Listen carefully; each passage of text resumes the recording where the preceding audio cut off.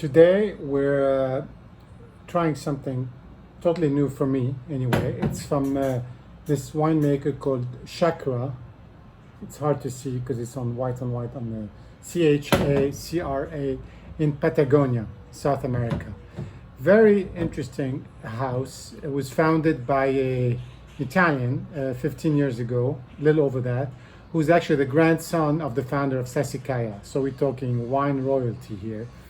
And he fell in love with the notion of making Burgundian style wine, Pinot Noir and Chardonnay in Patagonia after having tasted somebody else's wines from the region.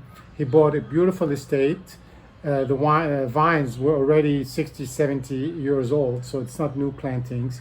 And he dedicated his whole production to biodynamic, natural wines that have different, several labels in terms of grade of the top, and they go by number 55 and 31. And this is an interesting one we're going to talk about. And they have some Chardonnay as well. This is their Sin Azufre without sulfite bottling, pushing further, and this is very new for them. So pushing further in his natural biodynamic effort, he wanted to have a bottling without sulfites. And as we discussed last time, we had a bottle from the Rhone without sulfite by Ooka, the Japanese winemaker. We know that this is something people are pushing more and more, and they're trying to really get over this whole notion that you have to have sulfites, otherwise the wine goes bad. This is 2019, so it's very new, very young. I cooled it a little bit because after all, it's summer and it's like 90 degrees out here, and I thought that we can help enhance a little bit some of the vivaciousness of the wine. 2019, so they have a 6 months ahead of us, so that was harvested in March of last year. So it's probably been in a bottle for a few months. They're aged in concrete and oak, but oak barrels that have been used by some of the other wines. This wine is. And so let's see what we have.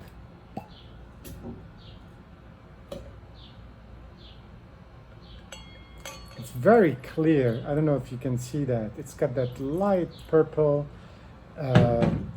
nice white, nice clear edge and the perimeter to the wine. I know you can't see. Apologize for that. But it's really, really light. Very Burgundian from that point of view. Young Burgundian. The bouquet is. It's a very low yield area, so it's supposed to be pretty concentrated. The bouquet, I just opened this, so you still got a little bit of that gaminess that you always get as soon as you open a bottle in a lot of these things. But the fruit's coming through.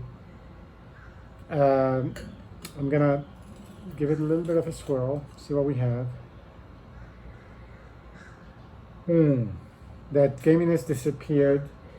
The fruit is slow in coming, but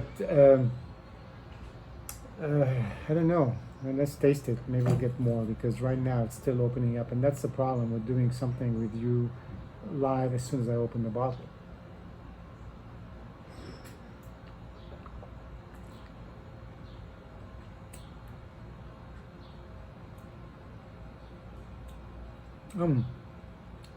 Very different. A little more acidic. Nice length.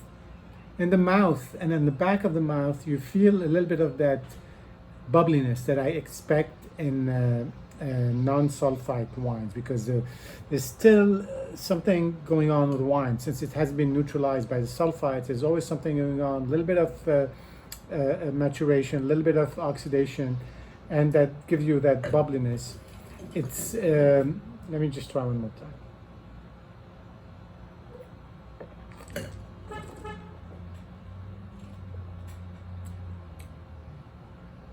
I'd say it's kind of equal, front, middle, and back. Not very strong in either. It's very pleasant. It's not a grand vin. It's not something you're gonna benefit from keeping in your cellar for 10 years. I think it hits what they're trying to do, which is a natural, light, easy to drink wine that could go with a lot of different foods. It's great for the summer. It's not very expensive. It is very high quality. You're not gonna get any of the problems you might get with no sulfite wines, any bad whiffs, any sort of unpleasantness, any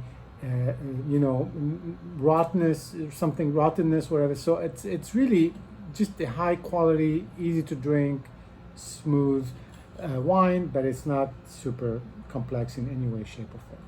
Cheers, and happy 4th of July.